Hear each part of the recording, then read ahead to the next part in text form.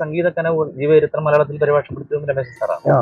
പിന്നെ ഏത് സംശയവും വിളിച്ച് ചോദിക്കാം. ഏത് സംശയത്തിനും ഉത്തരം പറയുന്നത് വെറുതെ ആ ഒരു വാക്കിന്റെ അർത്ഥമാണ് ചോദിക്കുന്നതെങ്കിൽ ആ വാക്കിന്റെ അർത്ഥം മാത്രമല്ല, അതിന്റെ പദമൂലവും ആ പദം വന്നിട്ടുള്ള പാട്ടുകളുണ്ടെങ്കിൽ കൃതികൾ എങ്ങനെ വന്നു എന്നും ഒരു ലെക്ചർ ക്ലാസ് തന്നെ തന്ന് ഒരു കോളേജ് പ്രൊഫസറോട് നമ്മുടെ പ്രൊഫസറോട് നമ്മൾ ഒരു ലാംഗ്വേജ് പഠിക്കുന്നവരാണ് ഒരു MA ക്ലാസ്സിൽ ചോദിച്ചാൽ എന്തായിരിക്കും ഉത്തരം? അതാണ് അത് രമേശ് പാട്ടുകൾ വില്ലെടുത്തു വിളയാടും ദൈവമേ ഭക്തഹൃദയമാം നീലവാനിൽ മഴ വില്ലെടുത്തു അല്ലെ കുലയ്ക്കും വൈഭവമേ.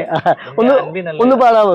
വില്ലെടുത്തു വിളയാടും ദൈവമേ ഭക്തഹൃദയമാം നീലവാനിൽ മഴവില്ലെടുത്തു കുലയ്ക്കും വൈഭവമേ നിന്റെ അൻപിനല്ലയോ ഞങ്ങൾ വരുന്നു.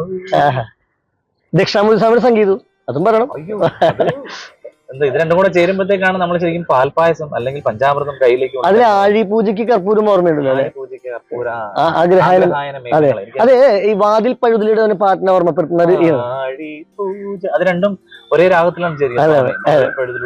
രണ്ടും തുടക്കം സ്വാമിക്ക് അങ്ങനെ പലപ്പോഴും ചില രാഗങ്ങളിൽ പാട്ടുകൾ ചെയ്യുമ്പോൾ പലരും ചോദിക്കാറുണ്ട് ദക്ഷിണാമൂർത്തി സ്വാമിയുടെ ആ പാട്ടിന്റെ ഈണവുമായിട്ട് അതുപോലെ തന്നെയാണല്ലോ അല്ലെങ്കിൽ അതേ സ്വരങ്ങളാണല്ലോ ഉപയോഗിക്കുക എന്ന് ചോദിക്കാറുണ്ട്. അപ്പോ അതിനൊരു ഉത്തരം എന്റെ മനസ്സിൽ തോന്നിയിട്ടുള്ളത് ത്യാഗരാജ സ്വാമികളുടെ കൃതികൾ നമ്മൾ പരിശോധിക്കുക. ഇപ്പൊ ചിബ്രോ എന്ന് പറഞ്ഞത് കല്യാണ രാഗത്തിൽ അതേ ഈണത്തിലുള്ള ഒരു 5 കൃതികൾ വേറെയാണ്.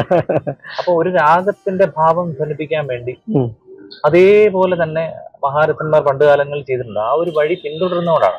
അല്ലാതെ അദ്ദേഹത്തിന് വേറെ ട്യൂൺ ഉണ്ടാക്കാൻ അറിഞ്ഞപ്പെടാഞ്ഞിട്ടല്ല. 1,00,000 ട്യൂൺ കടലാണ്. എപ്പോഴും ഏത് ട്യൂണും ഇങ്ങനെ ഒഴുകി വന്നുകൊണ്ടിരിക്കുന്ന മനുഷ്യനാണ്. അപ്പൊ അത് അവരൊക്കെ മനഃപൂർവ്വം തന്നെ അതാണ് ആ രാഗത്തിന്റെ ഏറ്റവും എസൻസ് എന്നറിയാം. അതാണ് മനസ്സിൽ ആദ്യം തൊടുന്നതെന്ന് അറിയാം. അതുകൊണ്ടാണ് അത് ഉപയോഗിക്കുന്നത്.